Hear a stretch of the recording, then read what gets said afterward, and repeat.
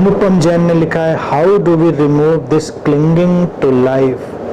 Over the last few weeks, I have been experiencing dizziness and found myself holding tightly to life in spite of your teachings being in my head.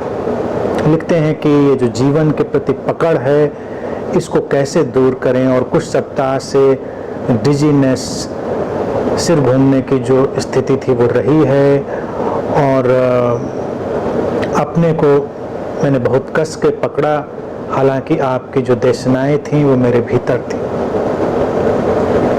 देखो अनुपम, ये life से clinging नहीं है। स्वस्थ होने की जो अभिलाषा है वो जीवन का एक सहज ढंग है, जीवन की एक सहज अभिव्यक्ति है। ये शरीर मन स्वस्थ होना चाहता है, स्वस्थ होकर जीना चाहता है। लेकिन क्या होता है कि शरीर मन के प्रति जो हमारा भय है, कई बार हमको वो उस व्यवस्था और संतुलन में जाने नहीं देता।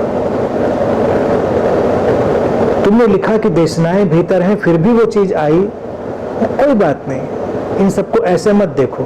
बस देखो ये कि अगर जो शरीर और मन के प्रति भय है उसको तुम कम कर सको, तो जो हीलिंग है, जो शरीर मन को स्वस्थ करने की प्रक्रिया है, वो भी ज्यादा प्रभावशाली हो जाएगी, ज्यादा गहरी हो जाएगी। अपने जो भी चिकित्सा का सारा व्यवस्था है उसको भी तुम जारी रखो, और थोड़ा सा डिटैच हो, थोड़ा सा तटस्थ होकर अपने शरीर मन को देखना शुरू करो। लाइफ से यानी जीवन से पकड़ हमें नहीं छोड़नी। हमें क्या पकड़ना क्या छोड़ना, जीवन है अपनी जगह पर। केवल हम अपने विचारों से, अपनी भावनाओं से उससे एक पकड़ बनाने की कोशिश करते हैं। हमको बस इतना ही देखना है कि जीवन है, इस शरीर मन से अभिव्यक्त हुआ है, उसमें हमारा कोई हाथ नहीं है। तो बाकी व्यवस्थाओं को भी उसी जीवन की धारा के ऊपर छोड़ दें। तुमसे जो बन पड़ सकता है, बेस्ट से बेस्ट, श्रेष्ठ से श्रेष्ठ वो करें अपने शरीर मन के लिए, लेकिन बाकी सब उस स्रोत के ऊपर छोड़ दें जिससे ये शरीर मन निकला है। तो तमाम तलों पर वो स्वास्थ्य भी आएगा। पकड़ जाती है बस इसी स्वीकार से कि हम क्या करें।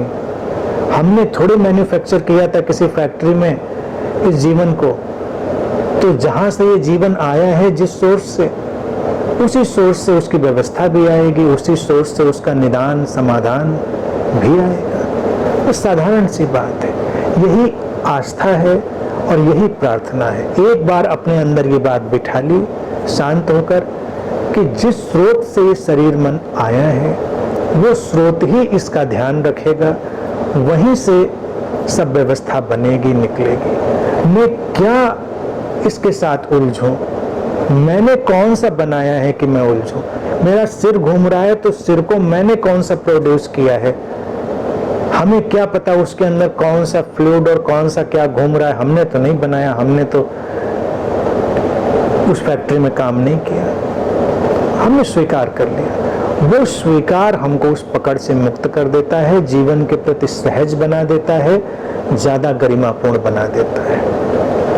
तो अपने साथ भी ऐसे ही रहो जैसे किसी के घर में तुम मेहमान बन के रहते हो। अपने साथ भी एक गेस्ट की तरह रहो, सावधान, गरिमापूर्ण, थोड़े जागे हुए, थोड़े इन्वॉल्व, थोड़े डिटैच, और वहीं से कोई समाधान निकलेगा।